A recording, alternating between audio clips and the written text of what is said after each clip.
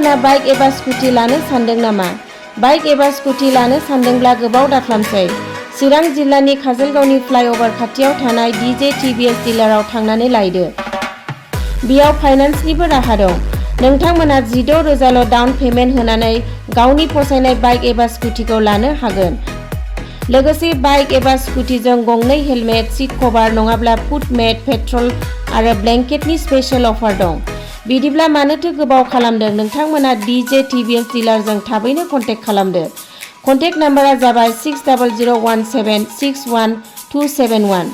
नोंथांमोना अफ्रि दैमारि इउटुब चेनेलनि मुं लानानै बाइक एबा स्कुटि बायोब्ला स्पेशल अफार मोनबावनायनि राहा दं। DJ TVS Kajalgaon.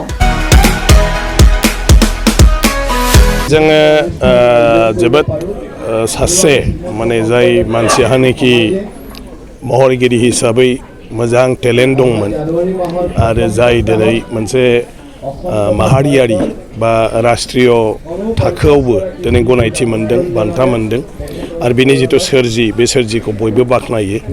बेबायदि सुबुंखौ जों अबथिरा खम बैसोआवनो खोमानानै लानांनाया माने जोंनि थाखाय दुखुनांथावल' नङा, गोबां खहाबो। दिनै बिथाङा जुदि जोंनि गेजेराव थाबावनायमोनब्ला आरो गोबांथार बेबायदि सोरजिगौमोन। जोंनि जिथु सुबुं समाज, बे सुबुं समाजाव गोबांथार आरो अबदान जाबावगौमोन। नाथाय बियो गासिबो इसोरनिनो खेला, जों बेखौ नाजावनानै लानांगोन। दा जोंनि बिबाना जाहैबाय बिनि सोरजिखौ जों माबोरैहाय जुगामि लाखिनो हायो आरो बेखौ जों माबोरैहाय फोसावनो हायो आरो मोनसे इयुन जोलैनि थाखाय जों बेफोरखौ मोनसे दिन्थिफुंसालि बायदि खालामनानै बोरै इयुनाव बिसिनि माने जि जाखांबोनाय जिउआव सासे महरगिरि हिसाबैबो मानसिया माबोरै सुबुं समाजनो मोनसे गियान होनो हायो, मोनसे फोरमायथि होनो हायो, माने बिनि बागै मोनसे गोसो फुदुंनाय बा उत्साह खालामनाय, बेखौ जों बोरै खालामनो हायो।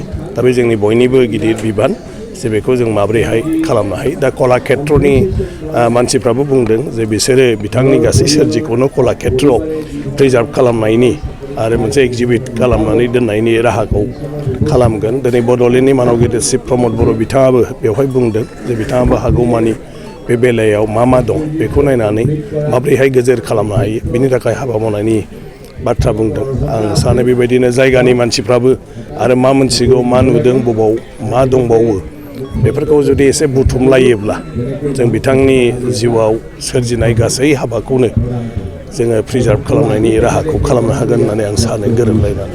जायफ्रा मोनथिगौ बेनो जोङो इनिसियेटिभखौ लानांगोन। जोंनि बेलायाव जाहैबाय बर'फ्रा जों एसे दस्रा खामानियाव जेब्लाबो बेस्थ', माने खालि जोंहा माखासे जोंनि गावनि जेंनाफोरखौ लानानै सानफ्रामबो जों बेस्थ' थायो। नाथाय जोंनि गेजेरनिफ्राय सोर सुबुङा मायाव रोंगौथि दं आरो बिसोरो सुबुं समाजनि थाखाय, हादरनि थाखाय मा मोजां हाबा मावदों आरो बेफोरो जोंनि जिउआव बेसेबां गोनांथि दं, बेफोरथिं जोंहा बांद्राय नोजोर थाया आरो। गतिके दासो लासै समा फैबाय। गोलाव सम सोमावसारनायाव रावहाबो जेथिंबो नायनो सम गैया। बेफोरबायदि थासारिजों फैनायनि थाखाय जोंनि माखासे गोरों गोरा सुबुंफोरखौ जोङो बेबायदिनो जोथोन लाबोनो हायाखै आरो बिसोरनि सोरजिखौबो जों गुरुत्व होबोनो हायाखै। ओंखायनो दा बिनि बेलायाव जों जायफ्रा मोनथिलायगौ, जों गावनो उद्यग लानानै जोङो बिथांखौ बोरैहाय जों मानसिफोरजों सिनायथि होनो हायो, बेफोरनि माखासे हाबाफारि लानानै खामानि मावलांब्लानो आं सानो जोंनि गेजेराव बिथांनि सोमोन्दैबो जोंनि मानसिफ्रा जिफोर गोबां बिथांनि मावनाय हाबाखौ मोनथिया, बेखौ जों मोनथिसार होनो हागोन। ओंखायनो बुंदों, दिनै गोबाङानो बुंदों बिथांनि सोमोन्दै आरो जोंनि बड'लेण्ड चिफ प्रमद बर' बिथाङाबो दा माखासे बाथ्राफोर बुंलांदों। ओंखायनो सोर मा मोनथिगौ, आं होननाया जाय मोनथिगौ बेनो उद्यग लानांगौ। बिथांनि सोरजि बबाव दं, बिथांनि सोमोन्दै बबावहाय सोर मा मोनथिगौ आरो बेखौ लानानै जों फैलायलायोब्लानो जोङो बिथांनि जिउनि सोमोन्दै, बिथांनि हाबानि सोमोन्दै, खामानिनि सोमोन्दै जोङो बेखौ गोजोरै बेखौ थिनानै दोननो हागोन आरोखि। आरो बेखौ मानसिफोरनो फोसावनायनि राहाखौ जों लानो हागोन। ओंखायनो नोंथांमोनाबो खौरांगिरि हिसाबै जायफोरनिफ्राय बेफोर बाथ्राखौ मोनथियो, गुदि खिथा लानानै बुथुमनो नाजायोब्ला आरो साबसिन मोजां जाबावगोन।